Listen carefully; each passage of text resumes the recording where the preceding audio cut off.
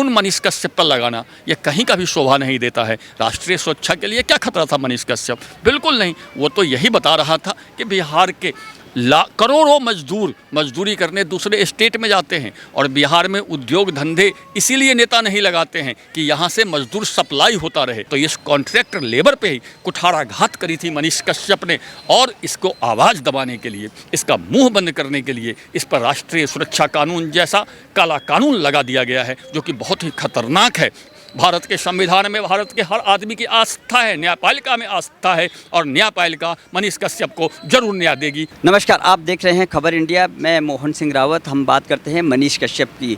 एक ऐसा पत्रकार जिन्होंने जो है बिहार में राजनीति को लेकर के जो वहाँ पे तंज कसा, और जैसे वहाँ पे जो है राजनीति, जो गठबंधन की राजनीति चल रही थी नीतीश बाबू की, उसको लेकर के जिस तरह से उन्होंने वहाँ पर अव्यवस्थाओं को देखा और वहाँ पर उस सरकार को जो है एक पत्रकारिता का धर्म निभाया। इस मुद्दे पे बात करने के लिए सतीश झा से बात कर रहे हैं। हम उनसे बात करते हैं कि आगे अब क्या होगा, किस तरह से जो है उनको बेल हो सकती है, और क्या सुप्रीम कोर्ट जो है क्या निर्णय दे सकते हैं। सर, आपका बहुत बहुत स्वागत है खबर इंडिया पे।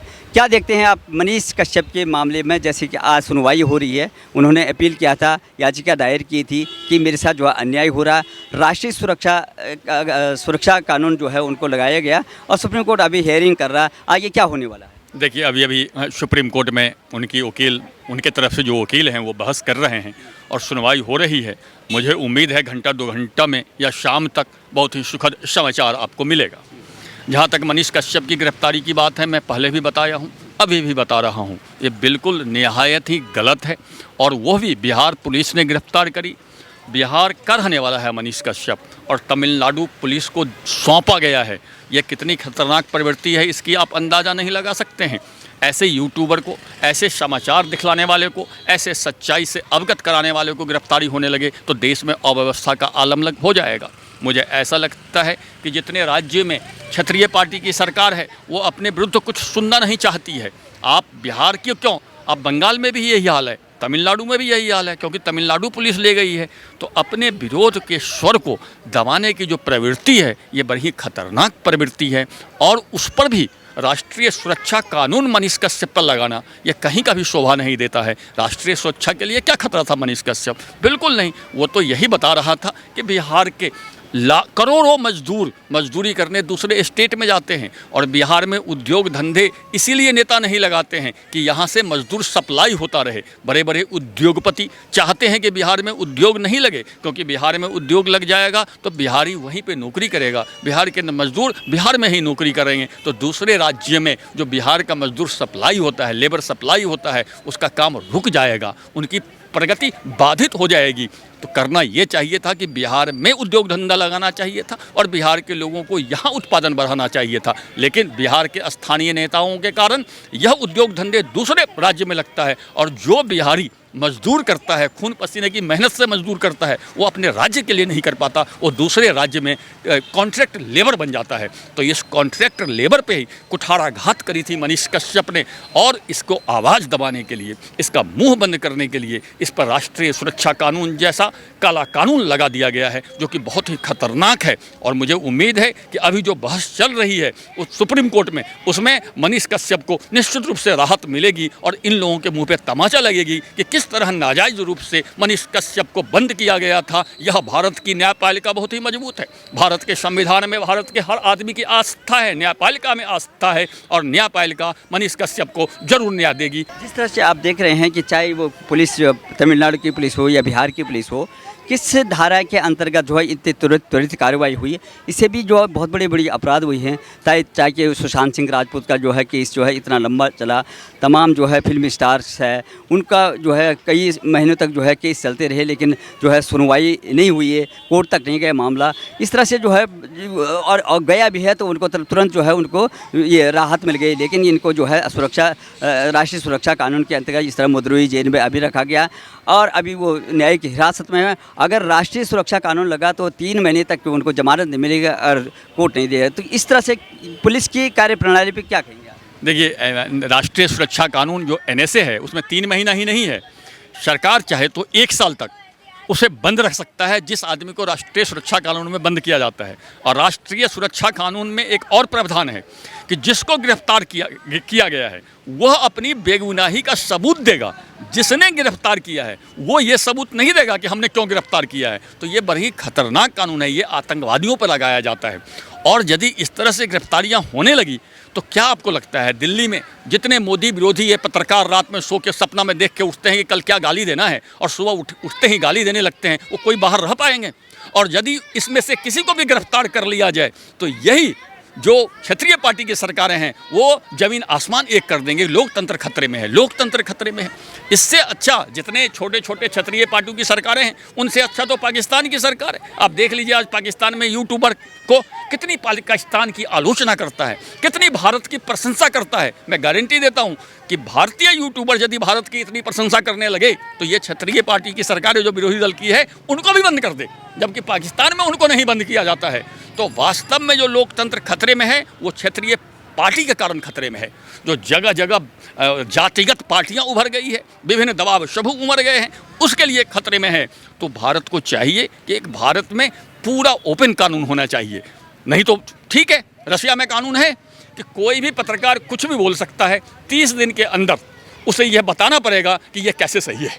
यह कानून भारत में बन जाए, सब पे लागू हो जाए। यदि ये कानून भी भारत सरकार बनाएगी तो मैं आपको दावे के साथ कहता हूं कि ये जितने क्षेत्रीय पार्टी विरोधी पार्टियां हैं उस कानून को भी नहीं मानेगी। तो इनको अपना फायदा के लिए क्या कानून है वो चाहिए। आप चले जाइए बंगाल में कोई भी प्रोग्राम आप करना शुरू कीजिएगा, वहाँ के तृणमूल कांग्रेस के समर्थक आपके चैनल की हिस्ट्री देखेंगे कि आपने ममता बनर्जी की आलोचना तो नहीं करी है। यदि आलोचना करी है तो आपको शूटिंग नहीं करने देंगे।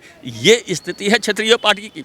तो क्षेत्रीय पार्टी मैंने पहले भी कहा है कि देश की अखंडता के लिए, देश की एकता के लिए खतरा है और इनसे लोगों को संभल कर रहना चाहिए। और जहाँ तक मनीष कश्यप की बात आपने बताई, उसको न्याय मिलेगा, सुप्रीम कोर्ट से जरूर न्याय मिलेगा। जिस तरह से वो जो वहाँ के जो है सरकार के बारे में जो बता रहे थे कि नीतीश बाबू हैं, सुशासन बाबू, किस तरह से 9 बार जो है मुख्यमंत्री पद पे हैं और वहाँ का विकास हम लगातार जो है ब्रेन ड्रेन हो रहा है।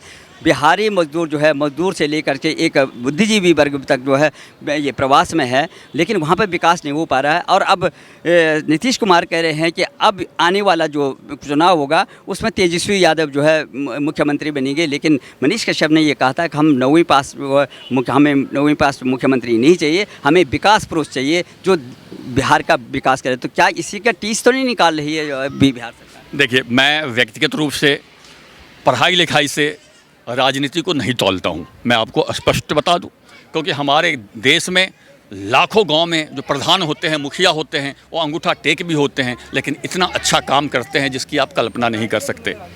पंजाब के मुख्यमंत्री भगवंत मान भी 9वीं 10वीं पास है, काम कर रहे हैं। बहुत से नेता कम पढ़े लिखे थे, बहुत अच्छा काम किए हैं। तो मैं पढ़ाई को इससे नहीं जोड़ता हूँ। जो पढ़ाई और नेता की बात करता है वो वास्तव में एक ढकोसला करता है, एक ढोंग करता है। मैं उस ढोंग पे नहीं जाता। दूसरी बात है, जहाँ तक पलायन की आपने बात करी, तो प्रतिभा पलायन के मैं खिलाफ नहीं हूँ। यदि आपके राज्य में बहुत अच्छी प्रतिभा है और जा करके दूसरे जगह उसका उपयोग करता है वो सही है, बेहतर अवसर के लिए उपयोग करना सही है। लेकिन मिनिमम खाने के लिए पलायन करना ये राज्य की कमजोरी है। अपने भूख मिटाने के लिए यदि आप किसी फैक्ट्री में जाके मजदूरी करते हैं, पलायन करते हैं, तो ये उस राज्य की कमजोरी है। उस राज्य को चाहिए कि कम से कम इतनी व्यवस्था राज्य में हो कि पेट भरने के लिए लोग पलायन ना करें। कोई डॉक्टर बन जाता है, इंजीनियर बन जाता है, अमेरिका जाता है, इंग्लैंड जाता है, वो पलायन क्षम्य है, क्योंकि वो ब्रेन पलायन है। वो जाकर के दुनिया में नए नए आविष्कार करता है, बेहतर अवसर की खोज करता है। लेकिन जो पेट पार लेके ले जाता है वो बेहतर अवसर की खोज नहीं करता, वो मजबूरी में जाता है। तो मजबूरी के पलायन के खिलाफ हूँ। और बिहार से जो भी मजदूर का पलायन होता है वो मजबूरी में पलायन होता है, पेट भरने के लिए पलायन होता है। बिहार सरकार को चाहिए कि कम से कम इतना इंतजाम करे कि मजदूर पेट भरने के लिए दूसरे राज्य में पलायन न करे। ये पत्रकार ने ये भी बात उठाई थी कि जो प्रवास में जो मजदूर हैं, जो अपने पेट भरने के लिए, पेट के लिए जो मेहनत मजदूरी करते हैं, उन पे एक जो है क्षेत्रीय जो है लिंचिंग होती है। तो क्या उस पर सरकार को संज्ञान लेना चाहिए, नहीं लेना चाहिए? लोगों का अपना उनको हरासमेंट होता है कि कोई किसी को जो है क्षेत्र के नाम से जो है पुकारे, तो उनको उनकी कार्य क्षमता में भी जो प्रभावित होते हैं उतनी। तो इस तरह का उन्होंने बात उठाई थी, चाहे वो तमिलनाडु हो, चाहे वो आपने देखा होगा बम्बई में भी इस तरह की घटनाएँ होती हैं। तो अगर पत्रकार इस तरह से बात उठाता है तो क्या उस पर जो है NSA लगाया जाए? नहीं, वो सही घटना है। और यदि आप मजदूरी करने के लिए बहुत बड़ी संख्या में किसी दूसरे राज्य में चले जाइएगा तो वहाँ के स्थानीय मजदूर के रोज़गार पर प्रभाव पड़ता है। आपने कभी नहीं देखा होगा कि कोई डॉक्टर किसी दूसरे स्टेट में गया उसको लिंचिंग हो, उसका नहीं लिंचिंग होता है, क्योंकि वो अपने गुणवत्ता को वहाँ प्रदर्शित करता है। लेकिन जो मजदूर दूसरे स्टेट के मजदूर स्थानीय मजदूर के पेट पे लात मारता है, क्योंकि वो भी पेट भरने के लिए मजदूरी कर रहा है और ये भी पेट भरने के लिए गया है, तो उसके पेट पे लात पड़ती है, तो वो लिंचिंग स्वाभाविक रूप से हो जाती है। ये सब स्टेट में होती है। तो इसीलिए मैंने कहा कि स्थानीय राज्य सरकार को, बिहार सरकार को चाहिए कि कम से कम इतना इंतजाम कर दे कि पेट भरने के लिए हमारा कोई मजदूर दूसरे स्टेट में ना जाए और बेइज्जती ना हो।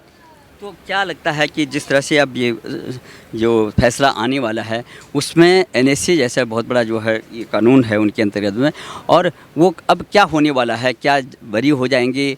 और अगर नहीं तो आगे क्या रणनीति होनी चाहिए? क्योंकि मीडिया और सोशल मीडिया की जो है आवाज़ को दबाने की कोशिश की जा रही है। अभी जो सर्वोच्च न्यायालय में मनीष कश्यप के वकील बहस कर रहे हैं, तो मुझे पूरी उम्मीद है कि NSA आज नहीं तो कल उनसे हट जाएगा, फिर सामान्य मुकदमा चलेगा जिसमें बहुत जल्दी मनीष कश्यप को जमानत मिल जाएगी और इनका ये केस धराशायी हो जाएगा। लेकिन जो जिस तरह से देखा होगा कि कई केसेज ऐसे हैं जिसमें कि तुरंत जो है सुनवाई हुई, तुरंत बेल होगी, लेकिन मनीष कश्यप जैसे मामले में अभी तक उनको जो है अंदर उनको फिट करने के चक्करों में है कि NSA जैसे आपने बोला कि 1 साल भी लग सकता है। तो ऐसे दोहरा मापदंड क्यों हो जाता है? देखिए, NSA इसीलिए लगाया गया है, दोहरा मापदंड इसलिए हो जाता है कि चूंकि वो राज्य सरकार की कमियों को उजागर कर रहा था, राज्य सरकार को बर्दाश्त नहीं था बिहार सरकार को, इसीलिए दोहरा मापदंड अपनाया गया है। और मनीष कश्यप के केस में भी NSA इसीलिए लगाया गया है कि किसी तरह इसे 2025 तक बाहर ना निकलने दें। लेकिन सर्वोच्च न्यायालय पर मुझे पूरी आस्था है और आज जैसा उनका वकील बहस कर रहा है, मुझे उम्मीद है कि NSA मनीष कश्यप के ऊपर से हटा दिया जाएगा, फिर ये एक आम सामान्य केस हो जाएगा जिसमें बहुत जल्द जमानत हो जाएगी। बिहार सरकार पे जिस तरह से